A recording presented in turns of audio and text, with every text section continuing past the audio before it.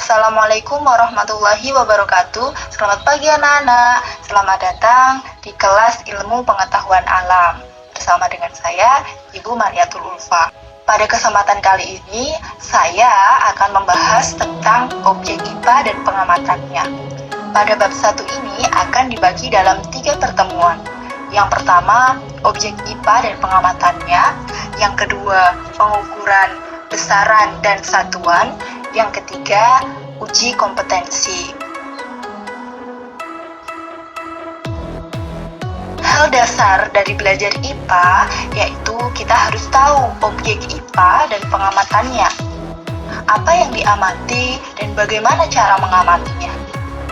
Pada pembelajaran kali ini, kamu akan mempelajari apa yang diselidiki dalam IPA, bagaimana melakukan pengamatan, dan mempelajari bagaimana melakukan pengukuran dari pengamatan tersebut.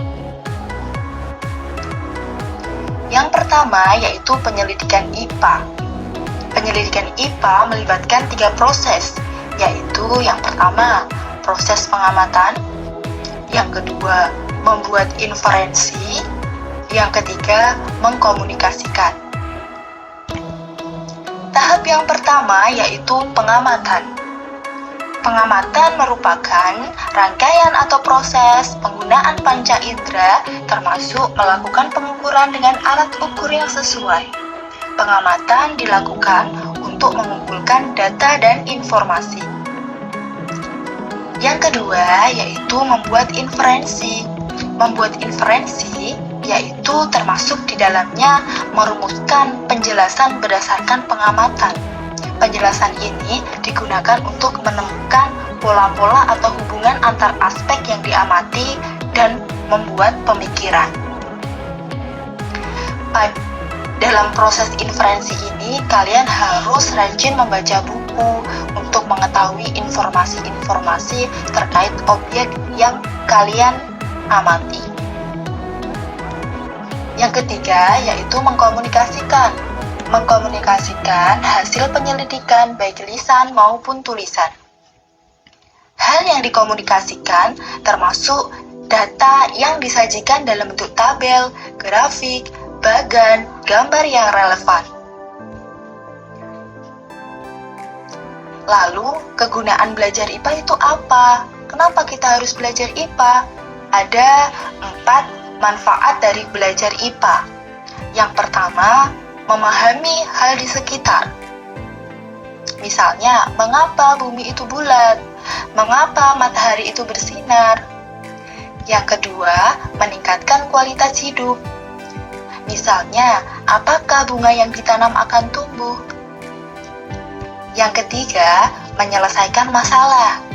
Misalnya, bagaimana cara mendapatkan air bersih dari air keruh? Yang keempat, berpikir logis dan sistematis. Misalnya, jika datanya seperti ini, apa kesimpulannya? Lalu, objek IPA. Apa sih objek yang dipelajari dalam IPA?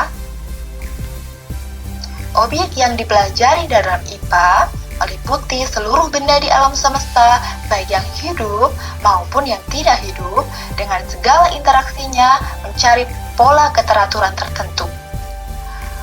Objek yang dipelajari dalam IPA mencakup hal terkecil yaitu atom sampai hal yang paling besar seperti galaksi di jagat raya.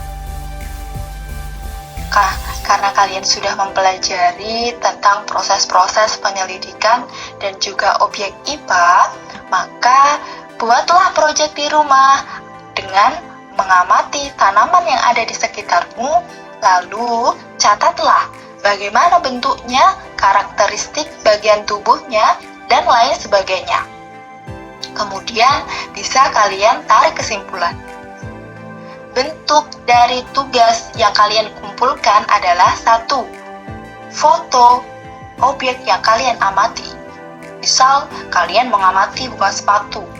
Kalian foto bunga sepatu, kemudian tuliskan di kertas nama, kelas, absen, objek yang kalian amati, alat yang kalian gunakan apa.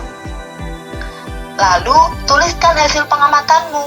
Bunga sepatu itu memiliki biji yang berkeping 2. Daunnya menyirip dan kelopaknya punya kelipatan 5 dan 3. Batangnya keras, berakar tunggang. Nah, kalian baca buku.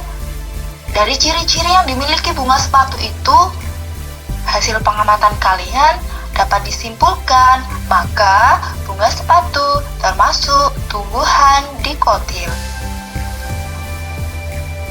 Setelah itu, foto objek. Nah, setelah itu, kirimkan ke WA Bu Ulfa foto objek yang kalian amati dan foto tulisan hasil pengamatan kalian. Selamat belajar. Sekian, wassalamualaikum warahmatullahi wabarakatuh.